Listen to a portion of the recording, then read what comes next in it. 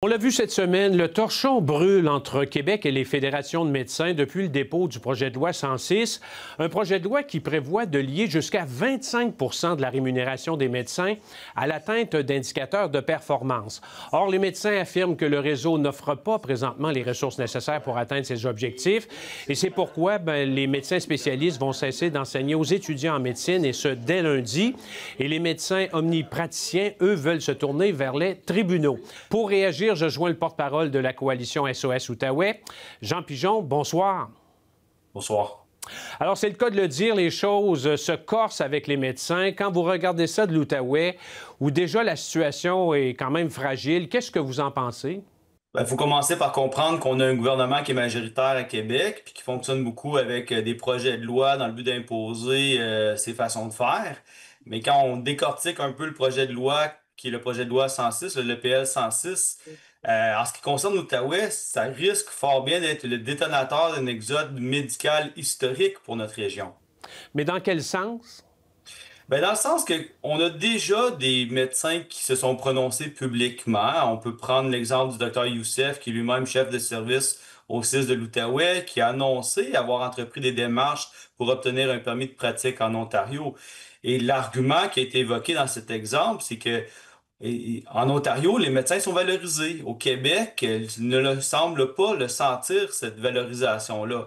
Ce qui est préoccupant pour la région de l'Outaouais, c'est que nulle part ailleurs au Québec, un médecin n'a la possibilité de changer de juridiction simplement en traversant un pont matin et soir. Donc, on l'a vu pour d'autres types de métiers, de professionnels de la santé. On peut penser en imagerie médicale, au niveau des infirmières. Cette simplicité que quand quelqu'un n'est pas heureux dans son environnement, il a une autre option ici en Outaouais. Ça ne nécessite pas de déménager ou de amener la famille ailleurs dans une autre région. Il s'agit de traverser un pont matin et soir pour pratiquer. Donc, ça nous rend dans une situation très vulnérable par rapport à cette situation-là, surtout quand on regarde aussi des sondages qui ont été menés chez ces médecins-là qui nous démontrent que plus de la moitié, là, c'est une situation alarmante, sont en réflexion sérieuse à savoir s'ils vont quitter, puis cette recherche-là a été faite ici en Outaouais, pourraient quitter pour l'Ontario. Mais qu'est-ce que vous répondez à ceux qui disent oui, mais il est temps que les médecins soient payés, mais au rendement? Ben, le débat est en cours présentement, puis ce qu'on entend, c'est est-ce que c'est une question de qualité de service ou de quantité de service.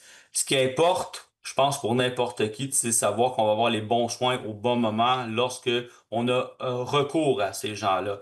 La stratégie que le gouvernement prend, on peut la critiquer, on peut la voir. Mais il faut pas perdre de vue que peu importe la stratégie, il faut pas se retrouver dans une situation où on va être plus vulnérable par rapport à l'accessibilité que la situation dans laquelle on est nous-mêmes. Donc, les conséquences, des fois, de prendre une décision à l'échelle du Québec peuvent avoir un dommage collatéral pour une région qui a une proximité aussi proche de l'Ontario. Et n'oublions pas, puis c'est important de le répéter, l'Outaouais est également négligé en matière de financement. On parle maintenant de 350 millions de dollars par année que l'Outaouais ne reçoit pas comparativement aux autres régions du Québec. Donc, on ne pourra pas se battre contre la maladie au Québec à armes égales comparativement à nos voisins au Québec si on nous retire un potentiel d'attirer et de garder nos médecins et si on ne nous donne pas non plus les sommes nécessaires dans le but d'offrir ces soins-là à la population de l'Outaouais. Mais là, c'est loin d'être encourageant parce que d'un côté, il y en a qui disent le gouvernement profite du fait qu'on veut remettre à leur place les médecins, c'est peut-être politiquement rentable. Puis il y en a d'autres qui disent ben là, les médecins promettent de ne pas former dès lundi des étudiants en médecine, puis les omnipraticiens qui disent on va aller devant les tribunaux. Ben, je comprends tout ça. SOS, on se veut d'être apolitique puis de pas tomber dans le débat. Ce qu'on regarde, nous, c'est les conséquences de ce qui se produit. Je répète, en Outaouais, on a déjà plus de 112 000 personnes, selon les dernières études qui ont été faites, qui sont en attente d'un médecin de famille, là, qui n'ont pas de médecin de famille. Et j'en fais partie de ces gens-là, comme plusieurs résidents de l'Outaouais. Est-ce qu'on peut se permettre d'avoir encore plus de gens qui perdront un médecin, quelqu'un qui va pratiquer? Est-ce qu'on peut se permettre dans nos hôpitaux d'avoir moins de médecins qui pratiquent? La réponse est non. Donc, il y a une volonté, je comprends, politique de pouvoir changer les choses, mais pensons aussi aux conséquences du PL 106 pour la région de l'Outaouais. Mais en même temps, on va dire, on essaie d'adopter une solution pour toute la province. C'est difficile de prendre à part l'Outaouais en ce moment-là. Mais je vous répondrai à cette question-là que les citoyens de l'Outaouais sont des Québécois, payent les mêmes impôts qu'ailleurs dans la province et on a le droit aussi à avoir un régime de santé qui présentement n'est pas à la hauteur du restant de la province. Bon, on va voir si la situation va s'améliorer. Monsieur Pigeon, merci beaucoup pour l'entrevue. Merci à vous.